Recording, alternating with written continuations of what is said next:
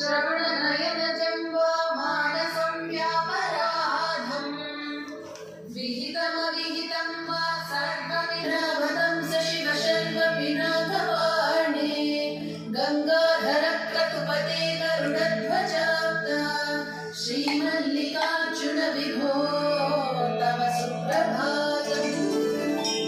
विश्वेश विश्वजनसेवित विश्वमूर्ते विश्वंभर त्रिपुरभेदन विश्वकल्याणरूप करुणाकर कालकण्ठ कल्पद्रुम प्रसव पूजित दुर्नीति दैत्य दळनोद्यत देवदेव मल्लिकार्जुन विभो आपण स्वयं करायचं का लिंग होमच करायचं सारी गौरी मनोहर गणेश्वर सेविताम्भे गंधर्व यक्ष सुर किन्नर गीत कीर्ते गंडावलंबि फणिकुंडल मंडितास्य श्री मल्लिकार्जुन विभो तव सुप्रभातम् नागेन्द्र भूषण निरीहित निर्विकार निर्माय निश्चल निरकल नागभेदिन् नारायणी प्रिय नदेष्टत निर्मलात्मन् श्रीपर्वताधिप विभो तव सुप्रभातम्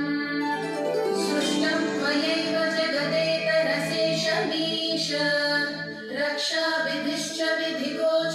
विधिगोचरतावकीनः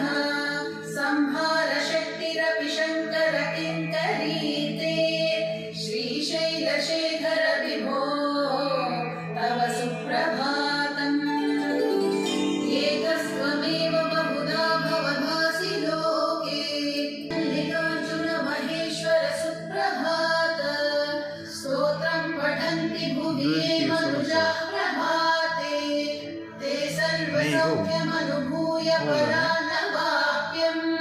श्रीशाम्भवं पदमवाप्य मुदं लभन्ते मणिगण रचिते कल्पवृक्षाणि शीते सीते सौवर्ण रत्न सुरित नवगृहे दिव्यपीठे शुभार्हे आसीन स्वरस्तरी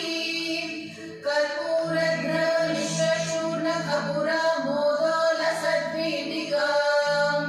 लोलापाङ्ग तरङ्गितैरतिकृपासारैर्भृतानन्दिनी श्रीशैलस्थलवासिनी भगवती श्रीमातरं भावये